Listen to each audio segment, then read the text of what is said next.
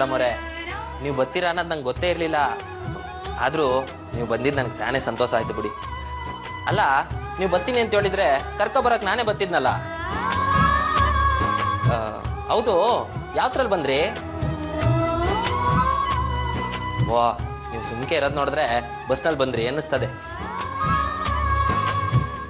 ಹೌದು, ಬಸ್ ಯಾರು ಹತ್ಸಿದ್ರು? ಇನ್ಯಾರು?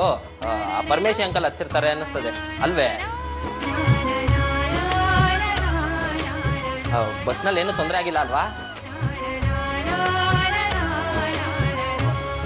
ಏನಾರು ಹೋಗ್ಲಿ, ನೀವು ನಿಮ್ಮ ಮನ್ಸು ಬದಲಾಯಿಸ್ಕೊಂಡು ನಾನು ನಿಮ್ಮನ್ನ ಕಾಪಾಡ್ತೀನಿ ಅನ್ನೋದನ್ನ ಒಪ್ಕೊಂಡು ವಾಪಸ್ ಅಟ್ಟಿಗೆ ಬಂದ್ರಲ್ಲ, ನನಗೆ ಸಾಕು ಬಿಡಿ.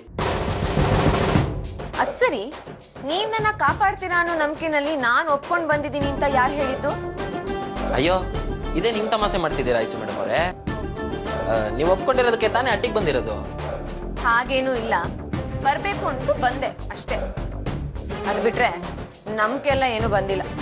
ಅಯ್ಯೋ, ಇದೊಳ್ಳೆ ಸರಿಯತ್ತಲ್ಲ ಐಸು ಮೇಡಮ್ ಅವರೇ. ಅಲ್ಲಿ ಹೊರಗೆ ನೋಡಿದ್ರೆ ಈ ಜನ್ಮದಾಗಲ್ಲ 7 ಜನ್ಮಕ್ಕೂ ರಂಗೇಗೌಡಗ್ ನಾನೇ ಹೆಂಡ್ರು ಅಂತ ಹೇಳಿದ್ರಿ. ಹೌದು, ಹೆಣ್ತೀನಿ, ಅದು ನಾನೇ ಒಪ್ಕೊಂಡಿದ್ದೀನಿ. ಏನೀಗ? ಏನೀಗ ಅಂದ್ರೆ ನನ್ನನ್ನು ಒಪ್ಕೊಂಡಂಗಾಯ್ತಲ್ವೇ? ಹಲೋ, ಇನ್ನೂ ಒಪ್ಕೊಂಡಿಲ್ಲ.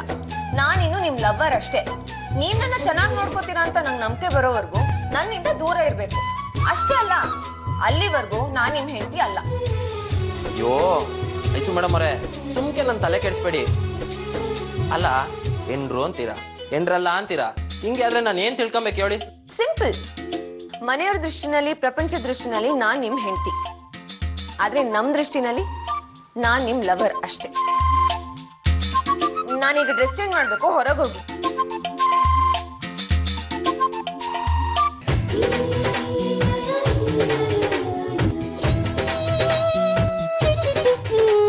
ಐಸು ಮೇಡಮ್ ಅವರೇ, ನೀವು ಸೀರೆ ಉಟ್ಕೊಂಡಿರಾ?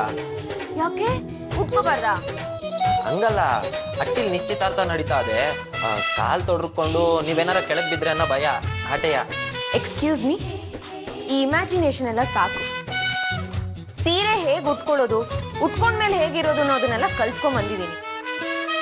ನೀವು ನಾನ್ ಸೀರೆ ಉಟ್ಕೊಳ್ಳೋದ್ರ ಬಗ್ಗೆ ಯೋಚನೆ ಮಾಡೋದ್ ಬಿಟ್ಟು ಮೊದಲು ನನ್ನ ಹೇಗೆ ಇಂಪ್ರೆಸ್ ಮಾಡ್ಬೇಕು ಅನ್ನೋದನ್ನ ಯೋಚನೆ ಮಾಡಿ ಹೋಗಿ. ಅಂದ್ರೆ ನೀವ್ ಇನ್ಯಾಕಿಂದ ಸೀರೆನೆ ಉಟ್ಕೊಂಡಿರಾ? ಎಸ್, ಮಿಸ್ಸಸ್ ರಂಗೇಗೌಡ ಆಗೋದಕ್ಕೆ ಏನೇನ್ ಬೇಕು ನಾನು ಅದಕ್ಕೆಲ್ಲ ರೆಡಿ ಆಗ್ತಾ ಇದ್ದೀನಿ. ನೀವು ನಿಮ್ ಮನ್ಸಲ್ಲಿರೋ ಪಟ್ಟಕ್ಕೆ ನನ್ನ ಆದಷ್ಟು ಬೇಗ ಕೂರಿಸ್ಕೋಬೇಕು ಅನ್ನೋ ಆಸೆ ಇದ್ರೆ ಮೊದಲು ನನ್ನ ಇಂಪ್ರೆಸ್ ಮಾಡಿ. ಅಯ್ಯೋ, ಅಟ್ಟಿ ಗಂಟ ಬಂದಿರೋ ನಿಮ್ಮನ್ನ ಈ ರಂಗೇಗೌಡನ ಮನ್ಸೊಳಗೆ ಕರ್ಕೊಳ್ಳೋದು ಕಷ್ಟ ಏನಲ್ಲ ಬಿಡಿ. ಆಯ್ತು, ನಾನ್ ಸೀರೆ ಉಟ್ಕೋಬೇಕು, ಹೊರಗೆ ಹೋಗಿ. ಅರ್ಥ ಆಯ್ತು ಬಿಡಿ.